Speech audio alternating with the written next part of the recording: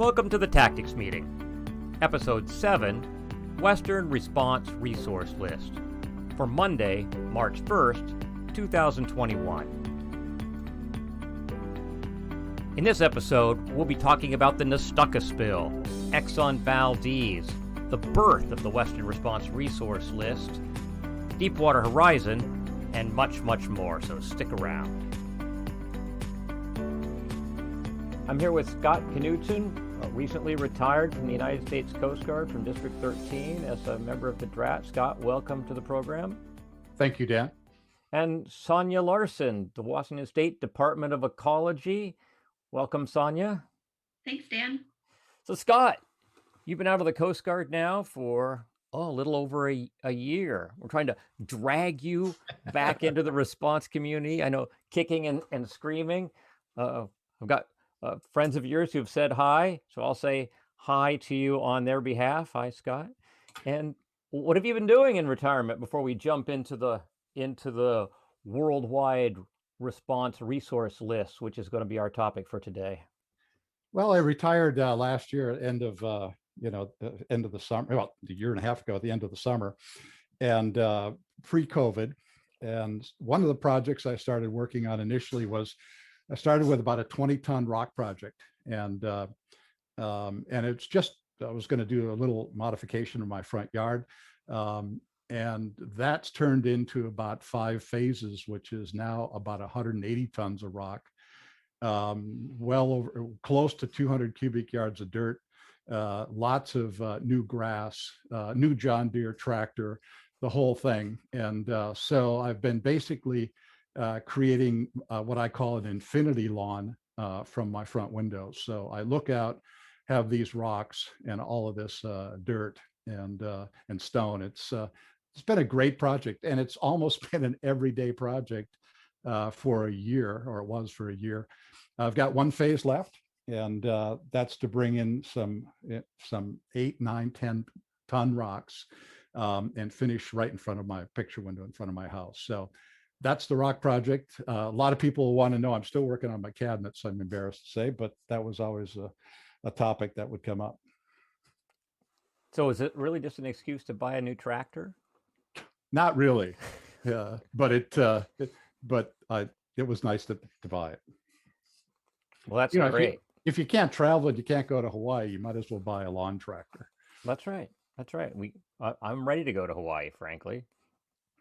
So, Scott, we're going to talk about the Western Response Resource List, now called the Worldwide Response Resource List. You were there at the beginning, bringing this, what is now, I find, the most useful response database in the world. What was your inspiration to make that happen? How did we get from there to here? Well, I think you have to kind of go back and define what was going on. And so for us, and many of us weren't even hired at this time, but in Nestucca, in the December of 1988, it was a tank barge off the coast of outer Washington, was cut open by the props on the tug. And that oil ended up oiling the coastline of Washington and up in BC. And eventually, went on to be, a pretty significant spill, a lot of oil recovery, a lot of burning of timber on the beach. That was followed by a spill in March of 1989. So a few months later, the Valdez spill took place. And if you think about it, Washington State and our spill responders, we had this core of spill responders that were here. So they were already working the Nestucca. Then, of course, they headed up towards Alaska for that spill. And, those core responders like Al Allen and Dr. Ed Owens and Dr. Sharon Christopherson were this core piece. Along with that, we had a lot of fishermen that were brought in to work the spill up in Valdez. So there was a lot of experience gained on that spill, especially here in the Northwest, especially people that lived here in the Northwest. The Oil Pollution Act of 1990 followed up in August of 1990, was put into effect. And through that process, there was a number of things set up. In 1990, also, the oil spill industry set up something called the Marine Spill Response Corporation. And all of this was being spun up at the same time. So MSRC from 90 to 93, 94 was building ships, hiring people, putting in policy, putting in all the pieces that make up a spill response corporation. At the same time, the U.S. Coast Guard had $30 million, and guys like Tom Coe and Bruce Schuckman were designing equipment to be sent out to the districts. There was the setup of the district response advisory teams for the districts, and we were receiving equipment. It was coming in, and I was hired as the district response advisory team engineer. And part of my work was to have a handle on equipment, not only the Coast Guard's new equipment and how to operate it and how to deploy it and put it in the water, but also handle on all of the industry equipment. And at the same time, new ships were coming in, like the Shearwater came in for Clean Sound. So we had this core of folks like Roland Miller was the president of Clean Sound, and we had this core that had been up in Exxon Valdez.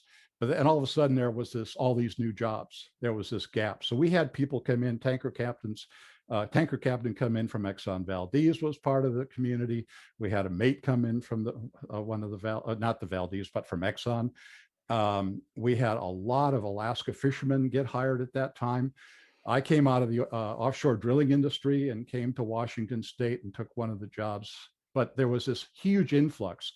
And though we had this core of really smart people, all of a sudden we had this large influx of new folks with professional backgrounds, but maybe not that much oil experience and or that much spill experience. So we were all sort of learning at the same time. So we were going to each other's exercises, meeting each other. And this is sort of where we started the Northwest Response community, or coordination of the community. We all started at the same time. We all had to, spin up organizations out of whole cloth and try to make things that were on paper into jobs that made sense. And so with that, one of the things we would ask every time we'd go out and meet folks is that, I'd meet with Clean Sound or meet with MSRC, National NRC, is I'd like an equipment list. I'd like, not only do I have to know what my equipment is, I need to know what your equipment is. And it's not online, it's not on a website, and I would get a hard copy. And that was great. So at one point I had this entire bookshelf filled with 3-ring binders with hard copies of equipment. At the same time, part of the open was we've got to have area contingency plans, and in the area contingency plans we have to list equipment. So we had that onus of, in that area contingency plan, we would put that equipment in, or put those equipment lists in from our hard covered sheets, but then they would become dated in time. So that really wasn't quite working that well for us, Dan. So that was kind of the initial start, and it moves from there. But I'll take a breather right here. Okay, yeah, I remember my very first drill. So I worked for Clean Sound. I came into Clean Sound in 1997. So maybe that was the third wave after people got hired. I know who you were talking about, the tanker captains and tanker mates. I worked for those guys, and still talk to one of them on a pretty regular basis.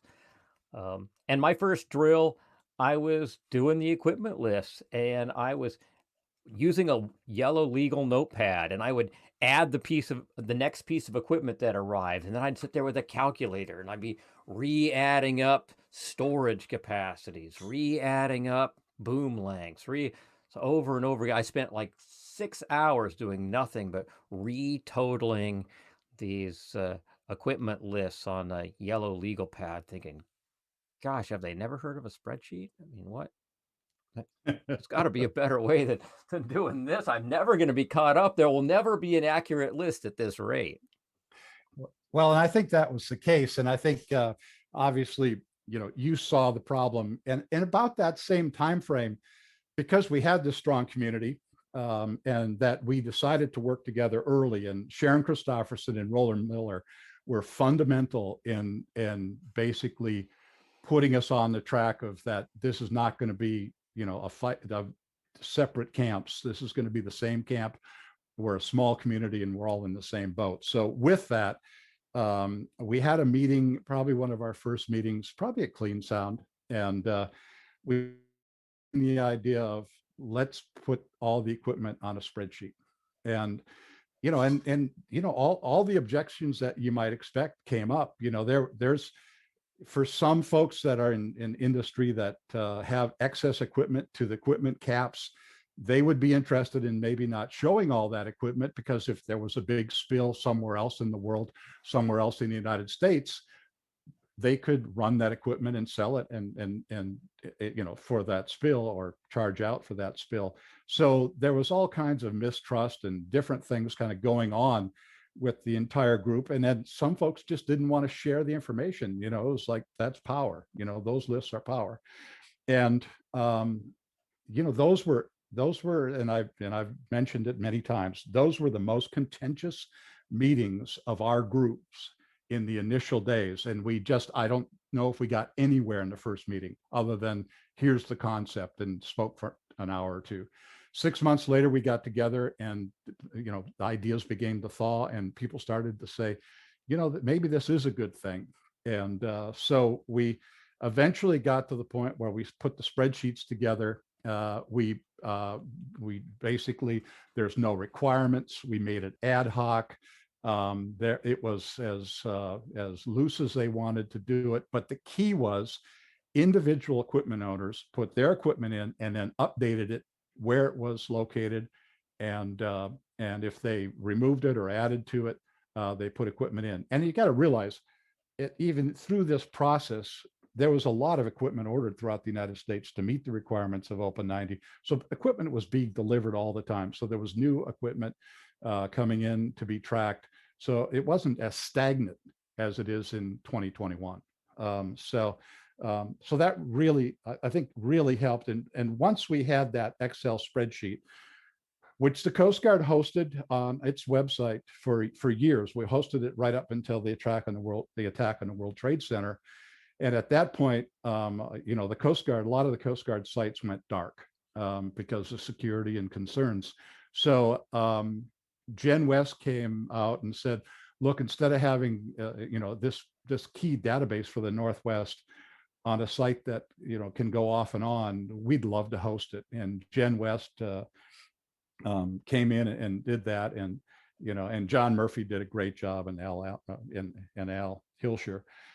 So we were really pleased. And once we started that connection with Jen West, the WRRL, and we had an Excel spreadsheet, we were starting to have a real tool.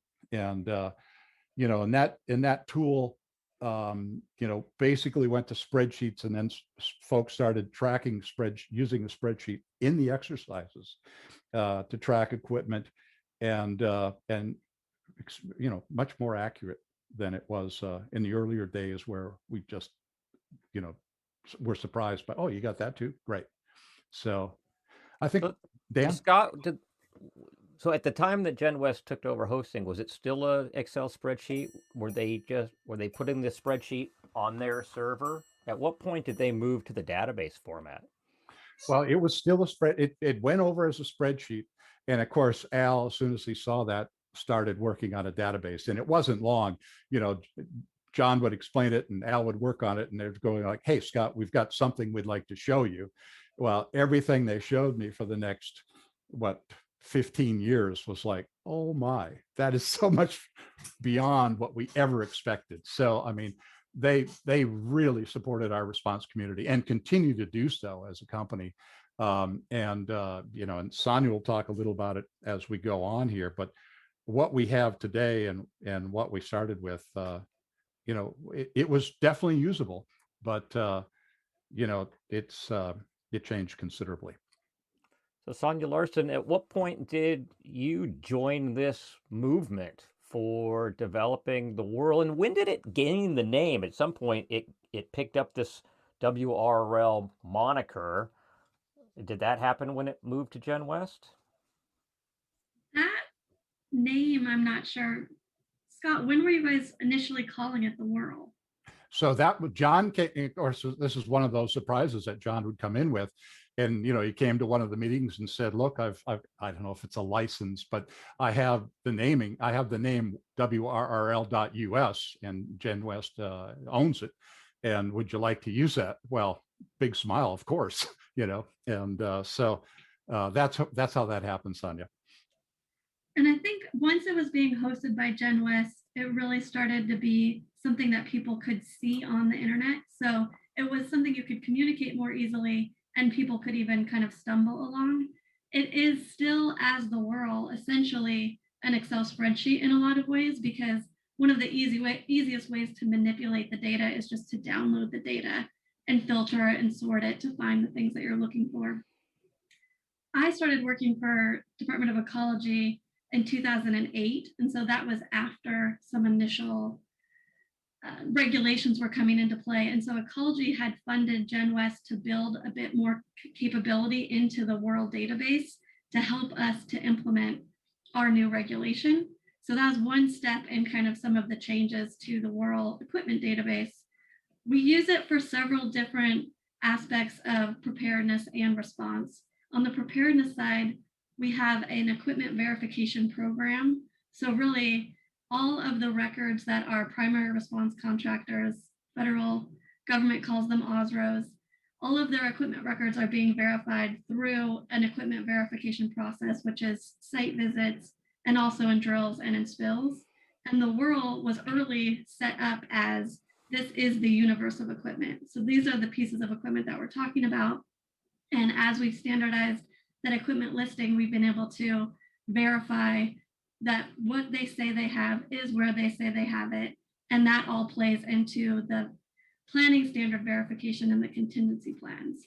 So we've got a verification program of the equipment, and then we have a planning standard verification that's based on a model in our rule, which details for specific facility locations or transit locations across Washington state, what are the amounts of boom, on-water storage, and recovery that are required over some timeframes.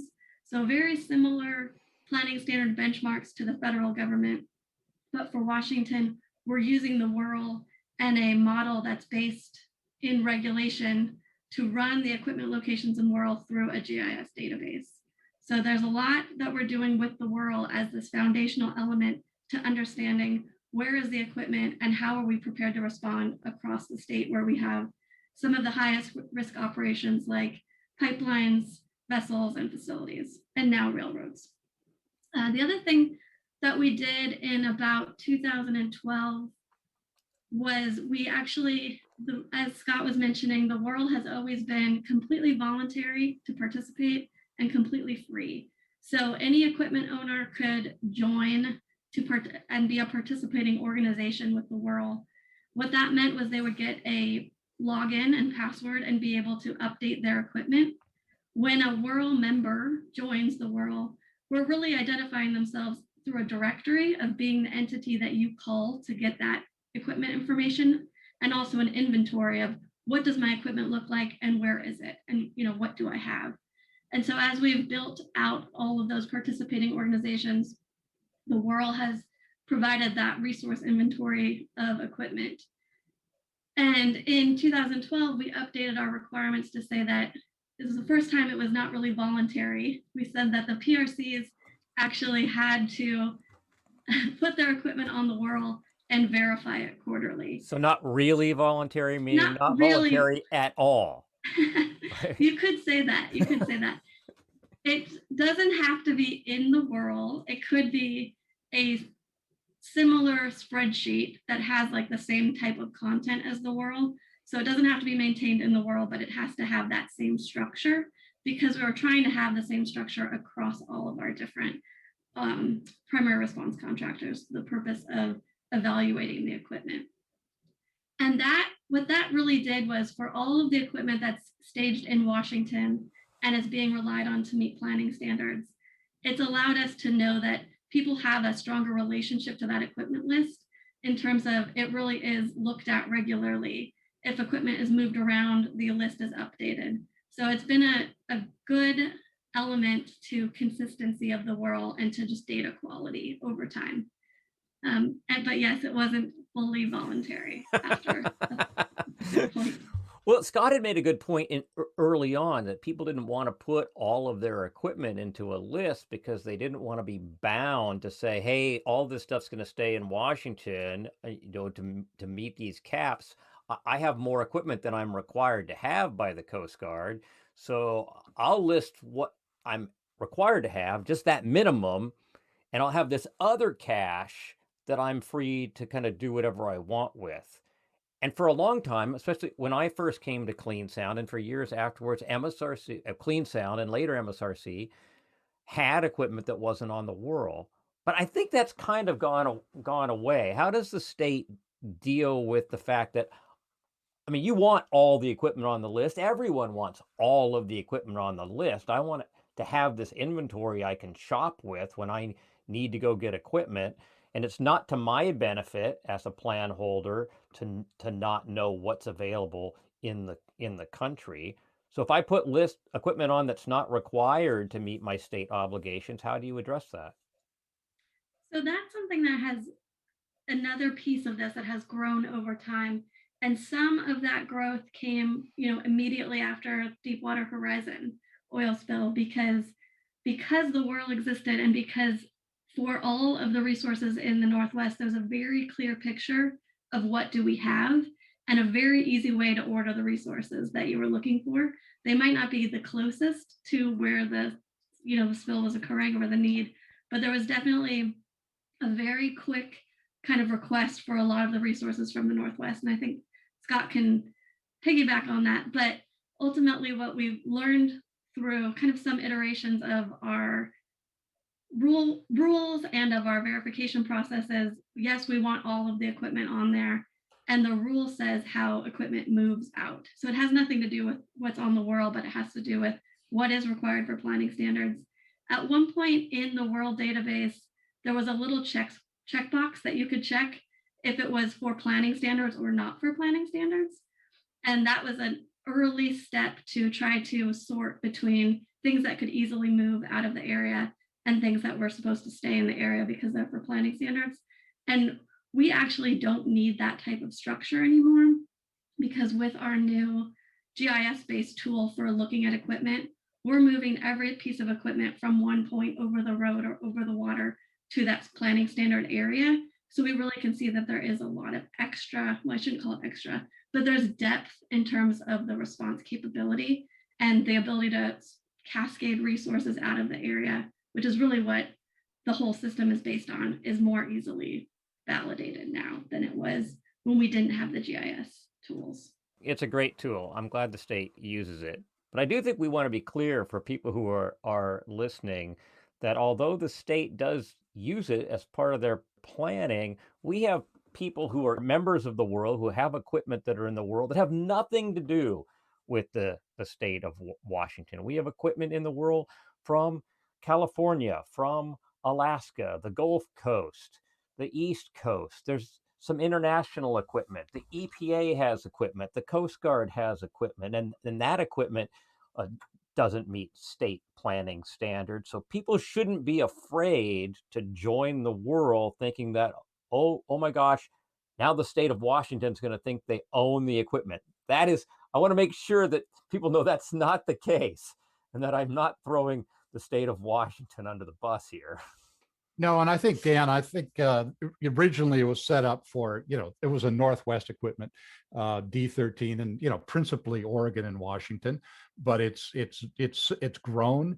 Some of those items that Sonja talks about is some of the friction of that growth.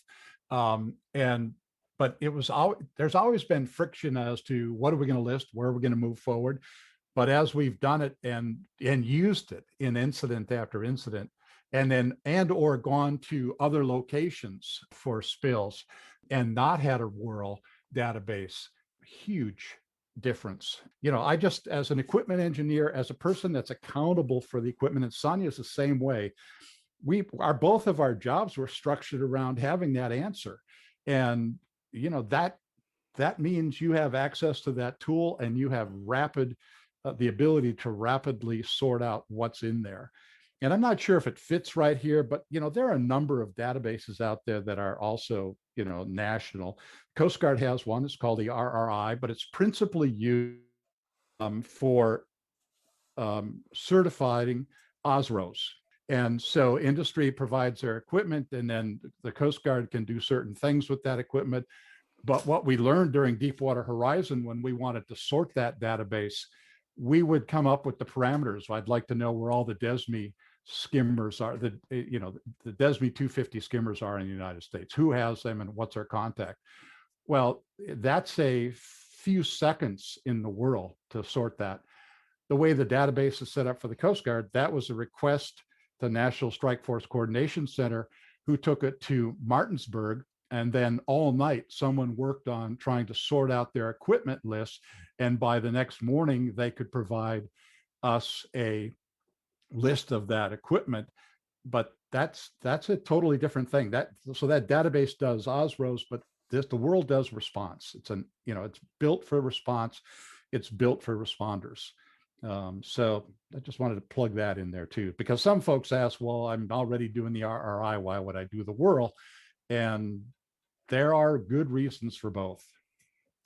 One of the features that I love about the WRRL, in my job as a response manager, where I'm taking initial oil spill calls and then getting on the phone with the OSRO to mobilize equipment, I want to be able to identify it easily. And every organization identifies it differently. But whenever you put a piece of equipment into the WRRL database, it's assigned a unique identifier. That number, generally a 4 or 5 digit number, we might be up to 6 digit numbers by now.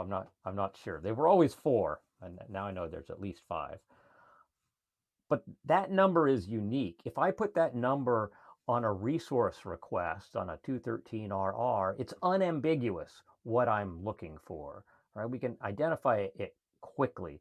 So I love that about the database. It doesn't matter whether it's MSRC's equipment or NRC's equipment or CPRO or whoever it is, it has that unique identifier that transcends individual companies' internal tracking. Just so important. I found that useful myself during Deepwater Horizon. I find it useful on a weekly, monthly basis when I'm working on spills and even exercises here in the Pacific Northwest.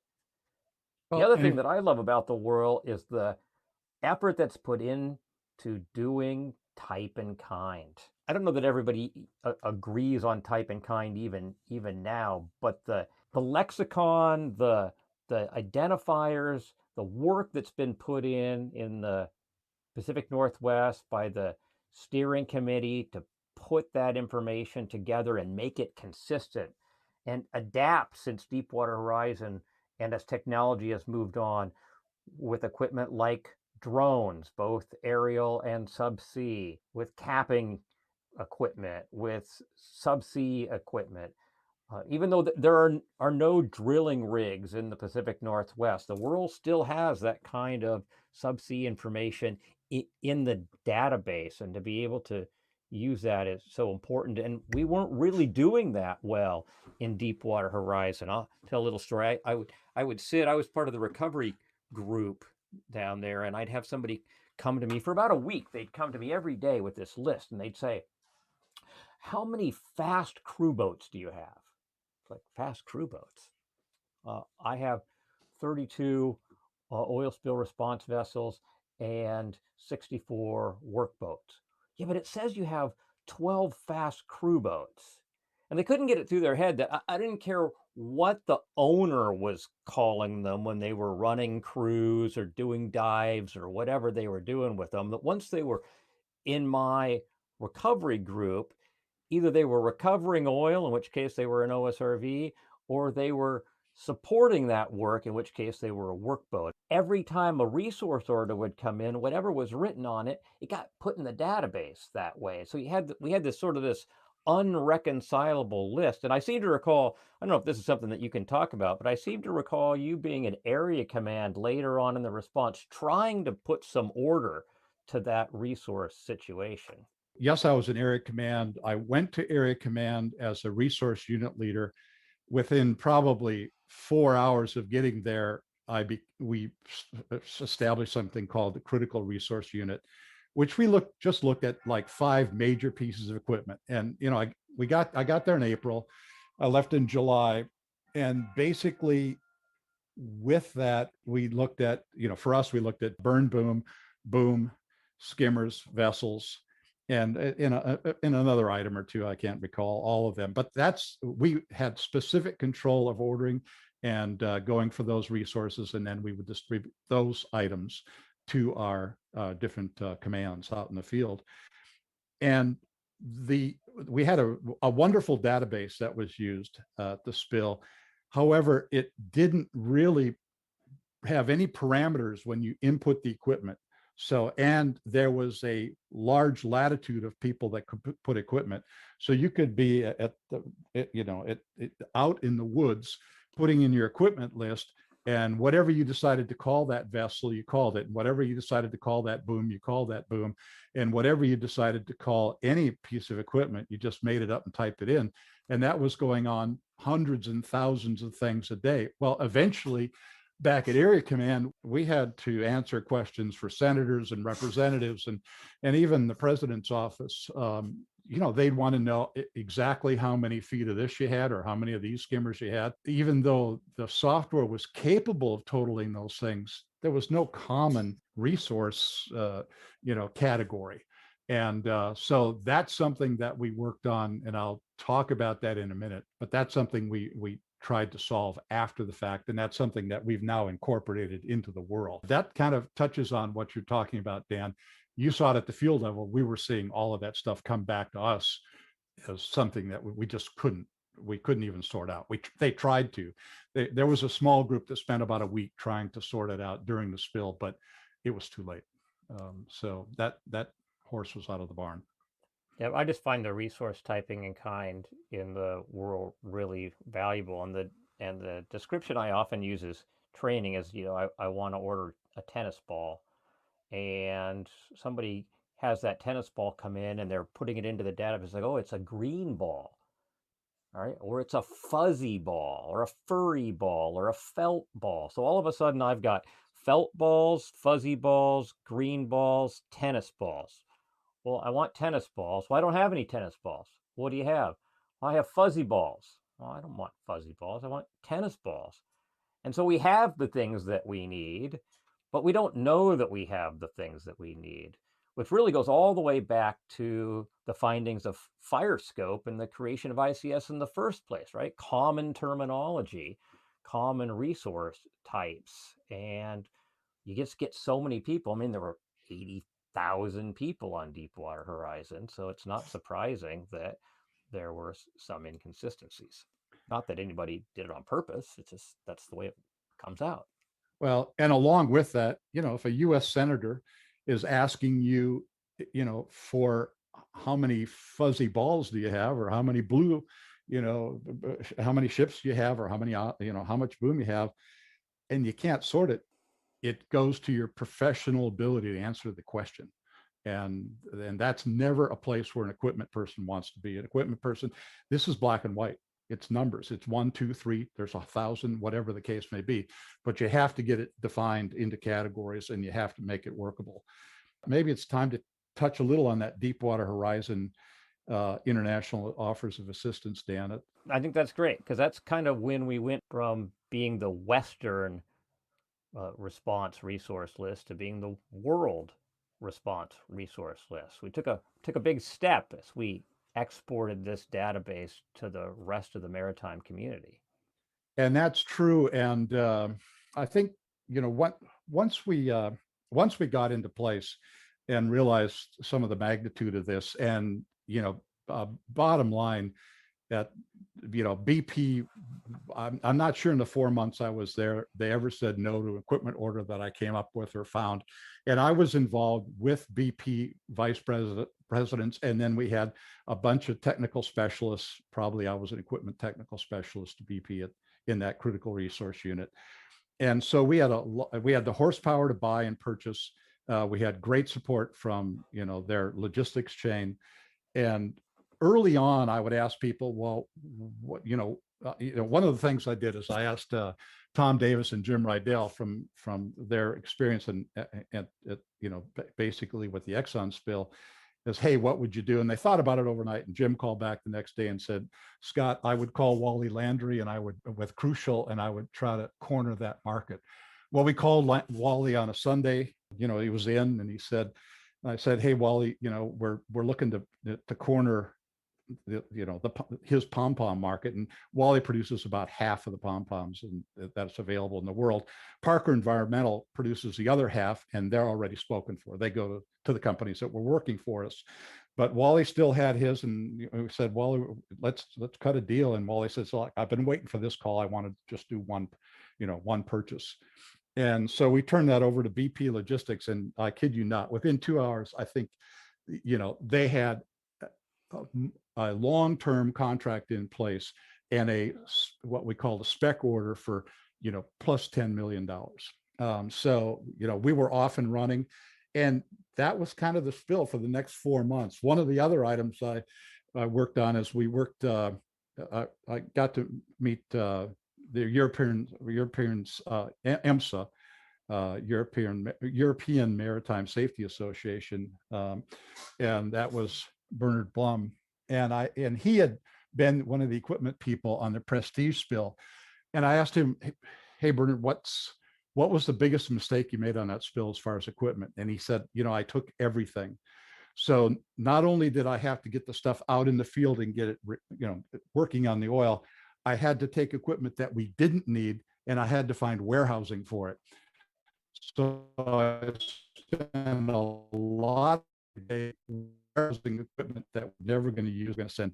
So that became kind of the key piece when we started to get these international offers of assistance. And obviously, that spill attracted the attention of the world. And so the State Department was inundated with countries and foreign desks offering equipment. And it's a little different from the standpoint of, when there's an earthquake somewhere in the world where you offer water and humanity things, these were international offers of assistance that came from companies, organizations, manufacturers in their countries that were offering it through the United States to be purchased by BP. So it's a little different flavor taking on that equipment than just offering and then it's free. So there were pieces to that. So we had every day we had a half-hour call on offers of assistance. Well, at the end of the spill, we realized, there's really some issues here and that we should probably look at that. And Heather Parker and myself and Bob Pond pretty much set us up, but we were able to work with the international community and produce an IMO document, which became the guidance for international offers of assistance in the response to marine oil spill, an oil pollution incident. And, that document, basically, it just goes into minutia on how international offers of assistance are made, how they're paid for, what's the logistics of them, what are the 5 basic mechanisms for requests and offers. And in all of that, they're in customs and legal, and if I'm asking for it from your country, do I fly it? Do you fly? Do you push it? Do I push it? Do I pull it? Whatever the case may be. And a lot of this is significant logistics. Well, in that document, we created something called the Common Lexicon for and personnel types. And that is probably the first type in kind. We didn't call it type in kind, but we called it lexicon. That lexicon is probably the first international effort at trying to get to what we call type in kind here. And so to get those equipment categories that, what are the categories that we're going to put in this IMO document that are going to be this base document? So we went and looked at the equipment categories that various organizations put together that list equipment. So we looked at, and I'm just going to read them off here. We went to these different organizations who all had equipment lists, and we put them in a spreadsheet. So that was ITOF, ASTM, the World Catalog of Oil Spill Products, ISCO, REMPEC, the U.S. Coast Guard RRI, Scopic, and the World. And so with looking at all of those equipments pieces and what they listed and what they thought was important, we took all of those and we came up with 19 items that represented all of those items that eventually became what today is in the WRRL and what we call our categories, our resource categories. That really, I think, from the standpoint of becoming the world database, that was one of the significant pieces, because all of a sudden we had an international document to reference. We had these categories, and we did do capabilities, which is kind and type. We did capabilities in the document itself. So there's an annex in the IMO document that has this information in it, which then we brought over to the WRRL. And then there was, as drones came on board and as capping stacks came on. Now, I think we had capping stacks in the original one, but we tweaked a few things, but not much. And we stay really close to this IMO document. As a community, after that IMO document was developed, we looked at all of the kind type lexicon, and we decided to adopt it into WRRL. So in essence, a lot of the kind and type was developed based on the resources we had in Western, US, Washington, Oregon area. And then when we decided to adopt the IMO, we built a lot more capability for listing equipment. And we've seen two things happen. As we went to the worldwide, we've got now contractors who previously only included their equipment that was staged in this area. Now they've listed their equipment across the entire continental US. And we've been able to bring in more equipment that's in Alaska and, throughout the world, really, because we've adopted this lexicon that's more formalized, that is driven by the IMO document. So that has been the real changes.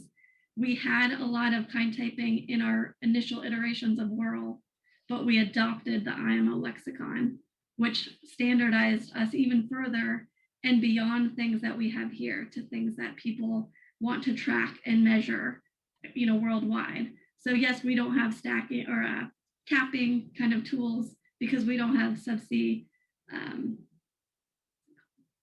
We don't have wells. Production.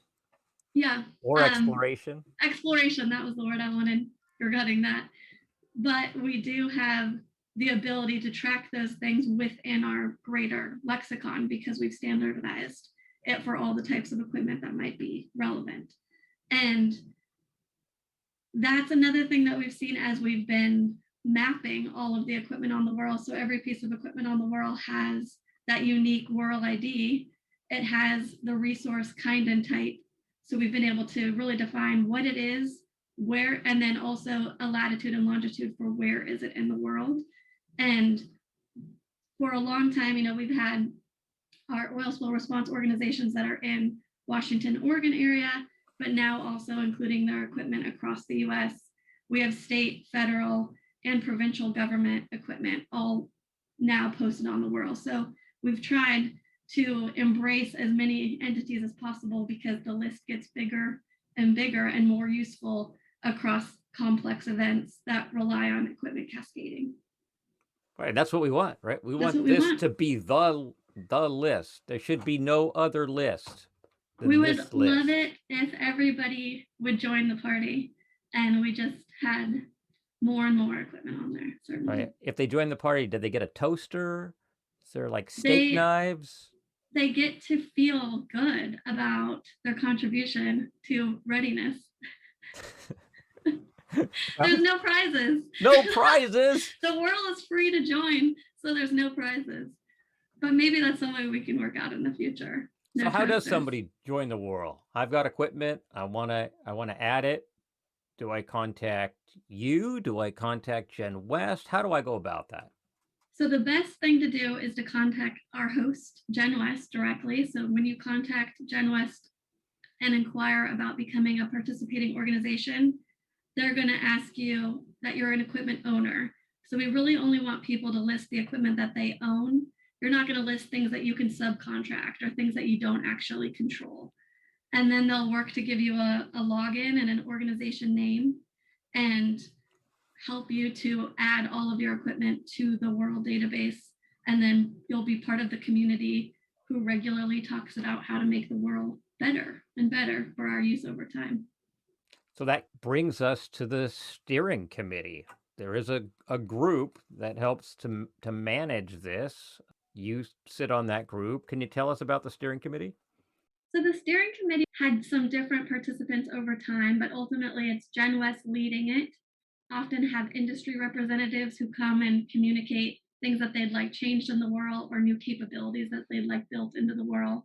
And then Ecology and the Coast Guard also sit on the steering committee. And the idea is just a body of folks who support the governance of the world so that we have some consistent idea about if we make a change, if we change a heading in a column in the database, who does that impact? You know, if people are pulling this data into other data systems or tracking the data through mapping or other tools, making changes can impact people's ability to use the information. So we like to be very thoughtful about changes to the world, and the steering committee helps to bring lessons learned from a drill or new capabilities that we'd like to see through the process in a really consistent way.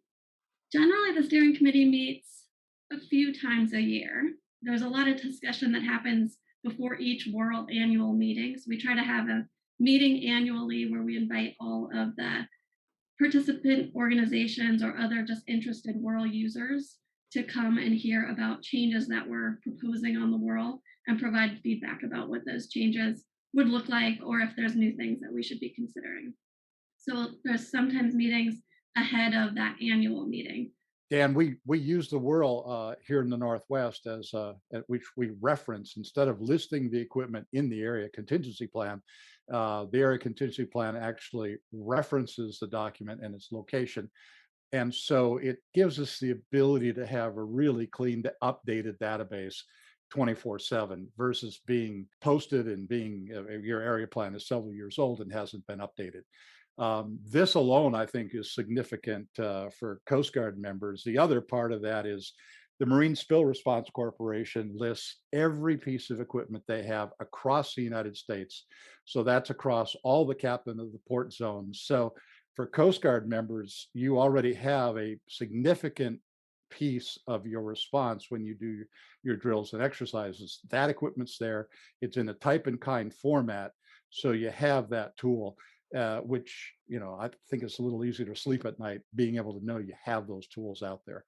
And obviously, Dennis McCarthy's put his equipment on from Clean Harbors Cooperative in New York Harbor.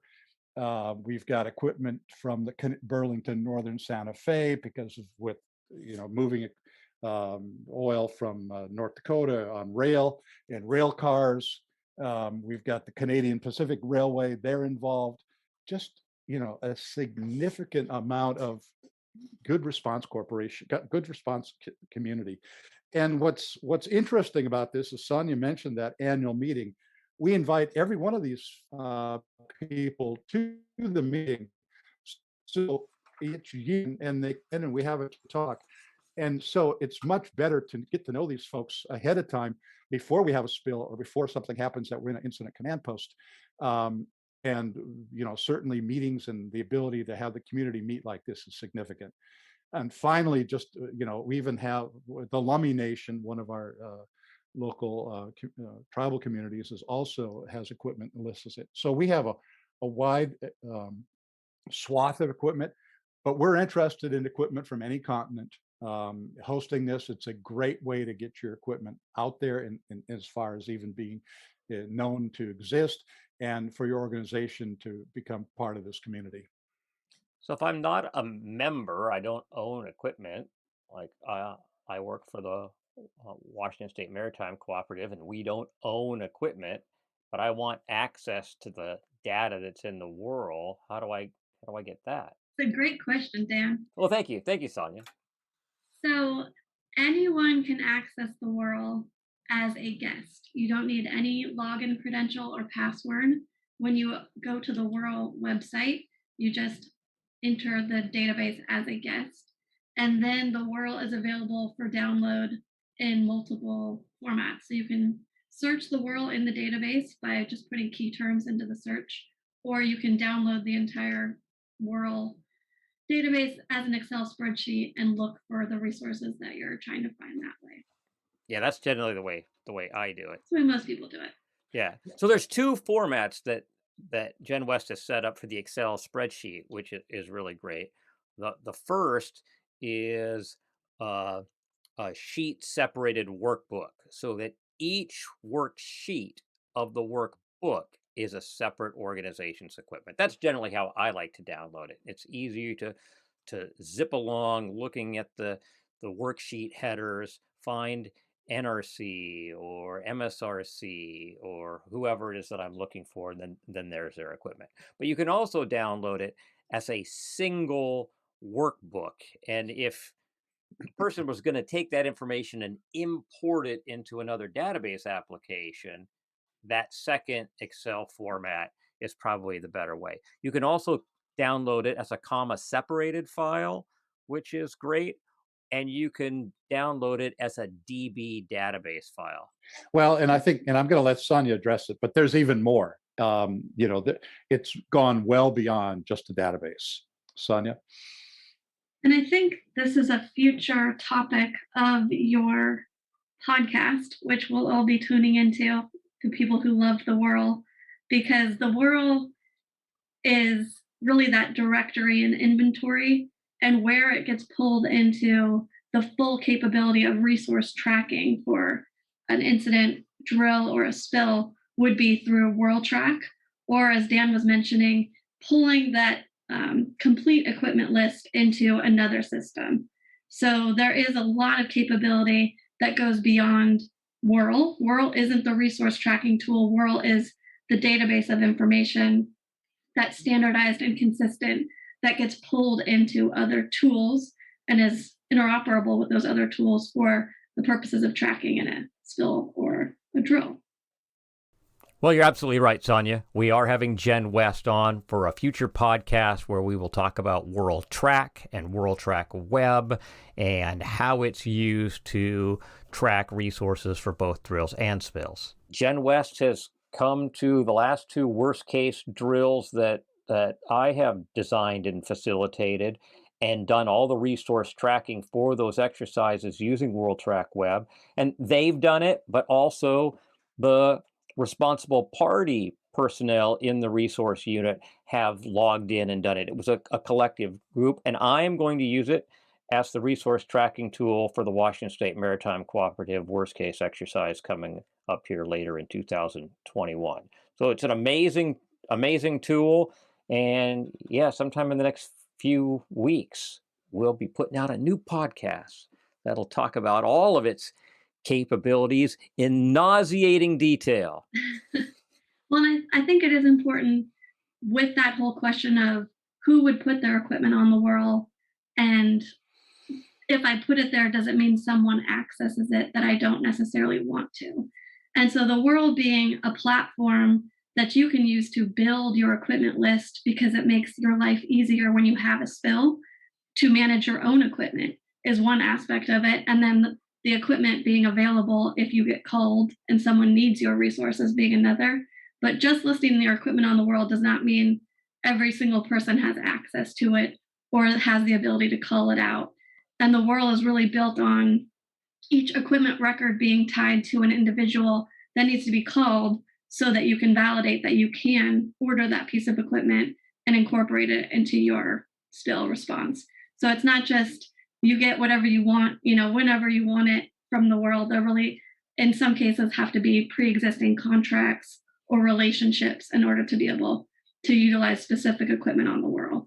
So that's just an important aspect of joining. Supports your ability to do this tracking because we've created more powerful tools for that, but also the equipment on the WRRL is still based on as available for people who are sharing that or, for hire purposes. That's a very good point. But it also makes it so much easier to understand what's out there and who to go and ask. So as I'm receiving a resource request from operations, it's asking me for 4 additional 1-foot Marco Belt skimmers, and I can go to the world and I can see, oh look, Clean Rivers Cooperative has 2 in Portland, and the U.S. Navy has 3 at Manchester, and MSRC has 1 in Astoria, and I can go in and use those world numbers and say, I'm requesting these, and here are the contacts, and now logistics knows where to go. Now, will they be able to get those? Maybe, and maybe not, but at least they know where to start and where that piece of equipment is. And when I put down that World ID number on my resource request, I know that they're going to at least be looking for exactly what I want, as opposed to saying, hey, I want another skimmer, right? And then maybe the park responder with its Transrex skimmer rated at 10,500 barrels a day shows up, or I get a duckbill skimmer to go on the end of a vac hose. I mean, they're both skimmers, right? And if the person doesn't know what I want, who knows what I'm going to get? That's why we do kind and tight, right? It is. I'll just talk about one of the stories from Deepwater Horizon. One of the issues at Deepwater Horizon was they were at the time of the spill, they were in the transition to creating a one Gulf area plan, a one Gulf plan. And the piece that they didn't have completed was the equipment list. So when we all arrived there, we did not have a list, really, a equipment list that was open to people that were cascading in from all over the country and all over the world. So, obviously the contractors knew equipment they had and others, and we were just ordering it up. And, there were organizations providing equipment, voluntarily. But if you don't have that equipment, one of the solutions was we looked at the ocean busters or busters. So when we got there, we were looking for, well, how do we get busters? And the spill itself, the Exxon Valdez spill, was one incident. It had a particular type of oil that weathered, and that was it. And at the end of that, 1 or 2 skimmers, the screw skimmers, positive displacement screw pumps, and the IGMA pools were really the only thing that would move that heavy oil. At Deepwater Horizon, in essence, we had a spill every minute. We had fresh oil all the time, and one of the capable things was the buster technology is what we found. And because of the size and because of where we were, the ocean busters are what we wanted. Well, finding those ocean busters, Mark Plain had sold a lot of those, and Mark was able to go to the manufacturer and say, tell us to every person or every company in the world that you've ever delivered an ocean buster, current buster, harbor buster. We had those lists, and then basically went down that list and said to each one of those companies, if you provide that buster to us for our spill, we'll put you in line for manufacturing a new buster and send it to you when the time comes. So there's various ways to find your equipment, but obviously that was a tremendous amount of work. It would have been much easier to have had a WRRL or an equipment list that was more inclusive. Dan, to your question earlier, what would be my wish? What would really cap off the WRRL and really cap this equipment list is getting the organization OSRL involved and getting them on board. It crosses that border. We've had Norwegian equipment on the list, but OSRL and their reaches would be a significant step forward. So OSRL, if you listen to this podcast, call us. We'll hook you up. All right.